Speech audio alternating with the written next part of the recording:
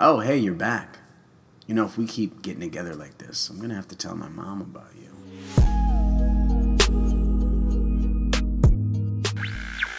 Hey, boys and girls, and whatever you were born to be, welcome all. I love you guys. Thank you so much for tuning in to the 4th episode of Asking for a Friend. My name is J.Cyrus, but you already knew that because I'm sure it's all over whatever page you're on right now. On today's episode of Asking for a Friend, I'm going to be answering 4 questions. Some of these questions are getting a little long-winded, and I think, 4 questions probably hits the mark a little bit better. You guys are great with these questions, by the way. Let's get right into it. Asking for a friend. Question: I really need help. I feel like my girlfriend is constantly ignoring me, but she has plenty of time to talk to her friends. She never wants to video call me either, and I just don't feel like a priority. I tell her how I feel, and it's like she just shrugs it off. What should I do? Anonymous, please. Hopefully this isn't asked before because, oops, I really need help with this. You need to tell your girlfriend, hey, I have strong feelings for you. I feel like they're not being reciprocated, and I don't think that's going to work out for me. So unless you can show me the attention that I feel like I deserve and that I'm giving you, I gotta bounce. Simple as that, really. I mean, far too many times I think people are in relationships just to be in relationships, and then they're just like, alright, I'm just gonna, feed this as little as I can to keep it around, but really, I don't want to be a part of it. And those people suck. I've been in a relationship with that kind of person, and probably I've been that kind of person as well. Honestly, it's a waste of your time, and it's a waste of their time. So just do away with it. Cut it loose. Nobody wants to be stuck in something that you build up just because it's convenient, and you're just completely uncomfortable in it. It's not going to work out. I mean, look at me and the internet. What's your opinion on when you're dating someone, and they don't want to tell anyone or post that you're dating, but when you ask, they get really defensive? I've dated this person, and I've been this person, and I can tell you this much. They don't want other people to know about you because they're hiding something. I've been in a relationship with a girl who was too embarrassed and ashamed to be in love with such a bad boy. Because I had tattoos and I used the word fuck a lot? Get the fuck out of here. There's also another side of this where it's like, why does everything have to be shared? Maybe this person just doesn't want their personal life out there so much, because a lot of times people have a beautiful thing and then other people come in and they fuck it up. And I get that. But if you feel like this person is ashamed of you, it's for other reasons. You can keep your relationship secret without giving your significant other the feeling that you're ashamed of them. If you feel like they're ashamed of you, you need to have a serious talk with them because it's unhealthy. Question number 3. Hi Jay, I recently have been having problems with my boyfriend. His father is a very hardcore Southern Bible thumper who believes in the love of the Lord but condones in the hatred of gays. Wow, imagine that. So my boyfriend is very outspoken about his hatred for them as well. But recently he's been asking me to do things that are very homoerotic. I also walked in on him putting on my lipstick the other day. I won't get into detail about what he's asked me to do sexually, but it's all things that you do with another man. My fear is that I have fallen in love with a gay man who is too terrified to admit it because of his father. How do I address this situation properly? Also, anonymous, please. Well, this is actually a great question.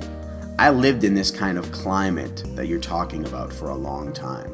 These people that are very highly religious, holier than thou, but yet they hate certain races and sexualities. There's probably a lot of men and women within this climate that are in marriages with the opposite sex because they are afraid to admit how they truly feel, which is fucking terrible. Not really hard to believe. We still live in a world where that kind of shit happens, but it does. So you've fallen in love with somebody that you feel like has a different sexual orientation than what was portrayed when you first got in this relationship. That's rough. It's tough. It's hard. What I would do is somebody that has formed a bond or relationship with that person, just say to them, I'm with you and I have invested in this relationship because I care about you. I trust you and I love you. And just say, listen, is there something else going on here? I know you well enough as somebody that's been in a relationship with you that something else is going on here. And I just want to get to the bottom of it for the betterment of both of us. A lot of times it's hard for them to admit because they feel like they have nobody else to go to because they're living in a place where nobody condones those kind of things. So be the person that condones it. Be the person that's supportive of it. That way, if there is something deep down that he's not telling you, he's going to tell you once you level with him. All I can tell you is be the least terrifying person in their life while they're surrounded by terrifying people and try to get the truth out of them so that you guys can both move on for what's best for the two of you. Question number 4. This is really weird, so I'd like to remain anonymous, please. I don't know how to say it, so I'll just say it. Huh, that's a good way to say it. I crave the taste of my ex-boyfriend's semen. I find myself wanting to call him just so I can taste it one more time. Help! My new boyfriend is so perfect and I love him, but he does not taste nearly as good. How do I deal with this? I feel so gross, but it is what it is. Sad emoji. I don't even know where to begin, but I'm gonna try to help you as much as I possibly can. First of all, don't hit up your ex-boyfriend for a taste, okay? That's just weird. You're obviously in love with this new guy, so that's not gonna be good for him. Some of the other alternative things you could probably do, I'm assuming, once again, I'm not a doctor or an expert, I'm just kind of on here because you guys asked me these questions on Snapchat and stuff already. So I figure while I'm answering them, it might as well be content, that way more people can learn from it. Even though this is a situation I think very few people might learn from. If you're gonna hit up your ex, maybe find out what his diet plan is. See some of the things that he eats. Because I hear, once again, I don't know, that a lot of what you taste like is coming from what you eat. So maybe somebody else can help by answering this in the comments, but you should probably just find out what your ex-boyfriend eats and what makes his so delightfully tasteful. And then maybe cook for your new boyfriend more. Slide some of that stuff in the recipe. And then we wait. Have a taste test later or something. I don't know. This is so fucking weird. Thank you guys again so much for tuning in and asking for a friend. I really enjoy doing this.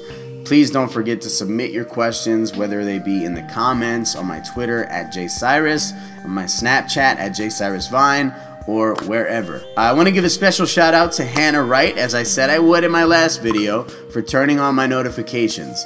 She says the notifications are on, didn't know I could do that, low-key in love with you. Well, Hannah, it's high-key now, babe. Everybody knows you're in love with me. And I love you too. Alright guys, I'll see you on the next episode of Asking for a Friend. Asking for a friend, I'm asking for a friend. I don't wanna ask it, but I'm gonna do it for my friend. Or it's me, and I want anonymity.